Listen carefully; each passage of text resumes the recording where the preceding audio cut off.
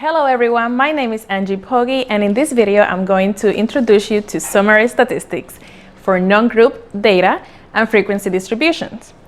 Descriptive statistics are used to summarize data in a more comprehensive and easy to communicate way. These measures describe the group of data and not a particular individual or subject in the group. There are two types of descriptive statistics: measurements of central tendency and measurements of dispersion or variability. Measures of central tendency describes the tendency of data to concentrate in a central point. The most common measures of central tendency are the mean, median, and mode. The mean of a quantitative variable, also known as arithmetic mean or average, is calculated by adding all values in magnitude and dividing that total by the number of observations. Therefore, extreme values have an influence on the mean, and in some cases can distort it, that it becomes undesirable as a measure of central tendency. We use the symbol of X bar to refer to the mean of the sample variable. For example, if I have 4 observations for a variable of interest, let's say number of children in a household, our data set will look like household 1 has 1 kid, household 2 has 2 kids, household 3 has 3 kids, and household 4 has 4 kids. The mean of children in household will be 1 plus 2 plus 3 plus 4 divided by 4, which is the number of households. The result will be 10 divided by 4, which equals 2.5 children per household. The mean is the most used central tendency measures for hypothesis testing, and we will use mu to refer to the population mean. The median is the midpoint of the distribution. It is the value that divides the set of values into 2 equal parts, such that the number of values equal to or greater than the median is equal to the number of values equal to or lesser than the median. Therefore, extreme values do not affect this measure. To obtain the median, first you must sort the values in ascending or descending order and find the value that is in the middle position.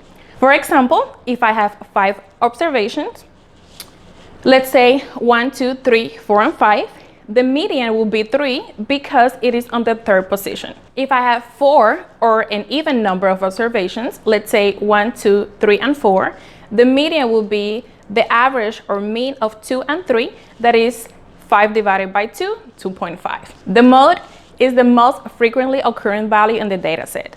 For example, if I have a data set of 4 observations, 1, 2, 3, 4, there is no number that repeats itself, so there is no mode in the data set. If I have 1, 2, 2, 4, the mode will be 2. A variable can have more than one mode if 2 or more values are repeated the same number of times. When describing data, it is important to present the measure of central tendency with the measure of spread or variability to provide a better understanding of the distribution. Among the most common measures of variability, we can find the standard deviation, variance, range, and quartiles. The range is the simplest measure of spread, which can be obtained by subtracting the minimum value from the maximum value. In our simple data set of 1, 2, 3, 4, and 5, the range is 5 minus 1 equals 4.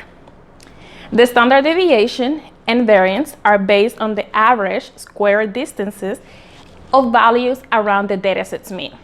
To obtain the variance, we first must obtain the mean, then the deviation of each observation, that is each observation minus the mean, followed by the square of each deviation, and our 4th step is to add all square deviations, to then divide the sum of squares by n, or the number of observations minus 1. The standard deviation is simply the square root of the variance. Quartiles provide us with an intuitive way to describe variability. The idea is to divide the dataset into 4 equal segments. We then describe the distance between the quartiles as a measure of a spread. The 5-point summary gives us the values for Q0, the minimum value, Q1, which is the lower hinge or percentile 25, Q2 is equal to the median, Q3, which is the upper hinge, and Q4 is the maximum number. The interquartile range is Q3 minus Q1. The mean should be presented with the standard deviation, and the median should be presented with the IQR or interquartile range. A box plot is a visual representation of the 5-point summary. This plot also shows potential outliers. To group quantitative data, we create frequency tables. To do so, we must create contiguous class intervals that are mutually exclusive so that all data belongs to one and only one interval. The frequency is the number of times the class interval or category occurs. The relative frequency is the frequency counts divided by the total. The relative frequency can also be expressed as a percentage. The cumulative frequency is the number that fall within or below a given class interval. It is the sum of the current and prior relative frequencies. You can plot the frequency table into a bar chart with bars for each class interval, and the height of each bar will correspond to their frequencies.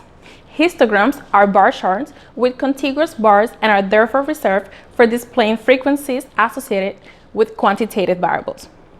Last but not least, we have the stem and leaf plot, also known as stem plot, which is a graphical representation of the distribution. To construct a stem plot, begin by dividing each data point into a stem component and a leaf component. Let's say we have 5 observations, 2, 22, 23, 34, and 41. The tens place will become stem values, and the ones place will become the leaf values. So for the data point of 22, the stem value will be 2, and the leaf value will be 2. Once the stem plot is created, you can imaginatively rotate it 90 degrees to resemble a histogram. Histogram will give you 3 important aspects of the distribution, and that is shape, location, and spread. A distribution shape can be discussed in terms of its symmetry, modality, and kurtosis. Symmetry refers to the degree to which the shape reflects a mirror image of itself around its center. If the skewness is 0, then we describe the distribution as symmetrical. If the skewness is greater than 0, the values tend to be concentrated to the left of the mean, creating a positive skew. If the skewness is less than 0, the values tend to be concentrated to the right of the mean, creating a negative skew. Modality refers to the number of peaks on the distribution. Kurtosis refers to the steepness of the mound. The spread of the distribution is based on typical distance around the center of the distribution. Kurtosis is the quality of a distribution that defines how flat or peak it is. If kurtosis is equal to 0, then the distribution is normal or mesocortic. If kurtosis is greater than 0, then it is called leptocortic, and if it's less than 0, it's called platycortic.